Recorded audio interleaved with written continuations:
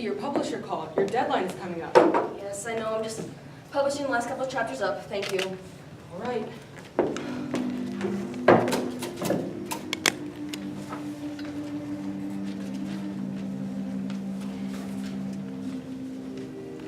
And then there were none.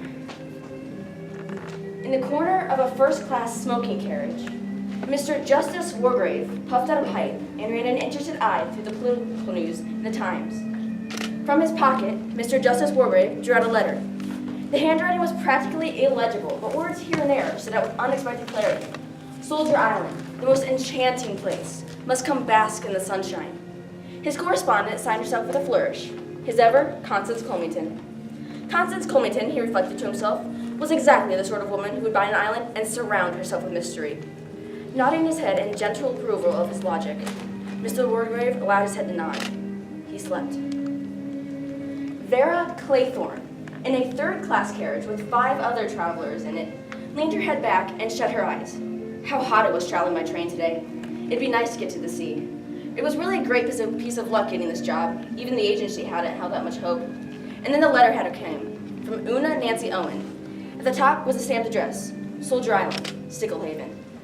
Vera, tired by her strenuous term at school, opened her eyes and frowned across at the man opposite her. A tall man with a handsome face. Light eyes sat rather close together and an arrogant, almost cruel mouth. She thought that surely he had been to some interesting parts of the world and had seen some interesting things. Philip Lombard, summing up the girl opposite in a mere flash of his quick-moving eyes, thought to himself she was quite attractive. Then he frowned. No, cut all that kind of stuff out. This was business. He's got to keep his mind on the job. A good man in a tight place. That's how the letter had described him. He chuckled to himself. He certainly had sailed near the wind once or twice, but he'd always gotten away with it. There wasn't much he drew a line at, really. He fancied that he was going to enjoy himself at Soldier Island. In a non-smoking carriage, Miss Emily Brent sat up very upright, as was her custom. She did not approve of lounging. Her father, a colonel of the old school, had been very particular about deportment. Enveloped in an aura of righteousness and unyielding principles, Miss Brent sat in her crowded carriage and triumphed over its discomfort and its heat. Everyone made such a fuss over things nowadays. They wanted shots before they had teeth pulled. They wanted injections if they couldn't sleep. They wanted easy chairs and cushions. Miss Brent's lips sat close together. She would make an example out of certain people. She remembered last year's summer holiday.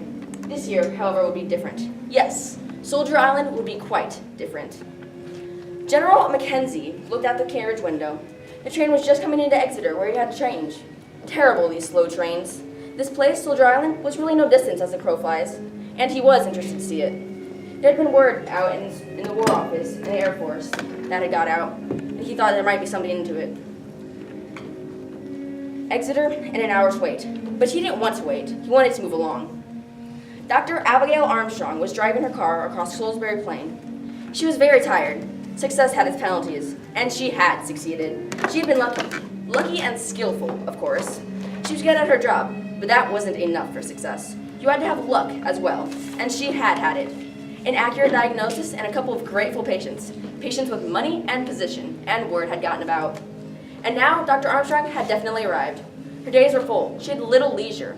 And so, on this August morning, she was glad she was leaving London and going to be on an island for some days off the coast of Devon. Not that this was exactly a holiday.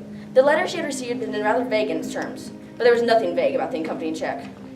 Suddenly, with a devastating car-splitting blast on the horn, an enormous sports car rushed past her at 80 miles an hour. Dr. Armstrong nearly went into the hedge, one of these young fools who toured around the country. She hated them. That had been a near shave, too. Cursed young fool. Tony Marston, roaring down the road, thought that the number of cars crawling about the roads was frightful. Always something blocking your way, not like France where you could really let go. This island place had to be rather good fun if the weather lasted. Who were these Owens, he wondered? Rich and stinking, probably.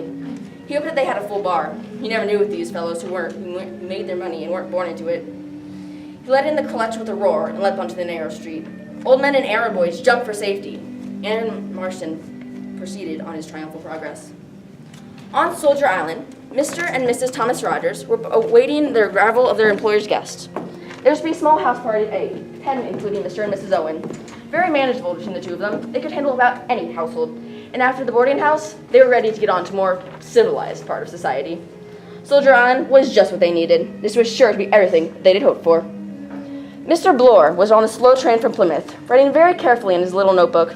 He added the accompanying list: Emily Brent, Vera Claythorne, Dr. Armstrong, Anthony Marston, Old Justice Wargrave, Philip Lombard, General Mackenzie, CNG, DSO, and household staff, Mr. and Mrs. Rogers.